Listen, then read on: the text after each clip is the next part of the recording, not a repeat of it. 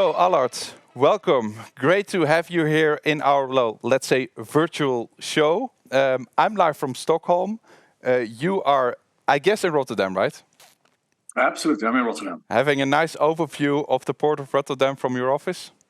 Yeah, the weather is not too nice from that perspective, but indeed the office does allow me to have a good overview of the operations in the port. Yeah, so you're almost over 9 years the CEO of the Port of Rotterdam, and I read the other day that the view from your office on the port is never boring, right? It's always exciting. No, it is exciting. And as we speak, we have a huge cruise liner, even bigger size than right behind me on the picture, I suppose. A huge cruise liner departing. The cruise terminal is right beneath the offices. And the ship is just sailing away. So it's one of the views that I have the privilege of enjoying every once in a while. Yeah, and also being born and raised in Rotterdam, it must be a special feeling to have a working space like that, I guess. It is. It's a pleasure, and we'll get to that, I suppose. But the port is so relevant for not only the city and not only even the Netherlands. It's so relevant for Europe and the role it plays, and the impact you can make, and the manner in which you choose to aspire to embrace transitions is a pleasure to be involved in day in, day out. Great, great. Because you already mentioned it, it's transformation. Having an overlook of your career so far, I think one of the key themes in your career so far is the concept of transformation, I guess. Is it correct? Is transformation being a crucial part of your career so far? I suppose to a certain extent it has been. Yeah,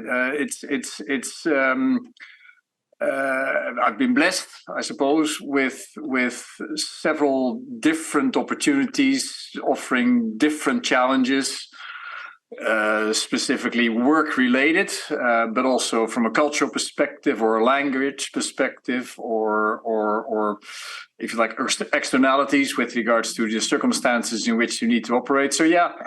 Change is something that does come back and has come back over the many years. Yeah, and in your experience, what would be your definition of change or transformation then? How would you describe the concept of change and transformation? Well, I mean, the manner in which I look at it is related to an assessment of what the future should hold, and where you could best participate in that future. In other words, somewhat trying to become the master of your destiny, which is not at all to suggest that I continuously look for a crystal ball and wish to predict that future. Far from it. I actually believe it's much more important to ensure that you're resilient and versatile, but also dare to embrace the changes related to that future as opportunities rather than as threats. So I do not sit back, I do not hold back, I do not seek environments that focus on a consolidation of the state of affairs, of the manner in which activities are conducted, because at this point in time they happen to be financially attractive or from a marketing proposition appealing. I do continuously have an awareness that the external environment is continuously changing, is continuously developing, disruptive. Yeah, But subsequently, I look for the disruptions from the perspective of the opportunity they may present, and how we thus as an organization and I as an individual should play into those disruptions and opportunities. Yeah, looking for transformation from the perspective of opportunities. That's already one thing to keep in mind from this conversation, I guess. And what you're also saying is that transformation also implies that you can't describe already a full journey ahead. It continuously changes as such. The transformation itself transforms during the way, right? Along the way.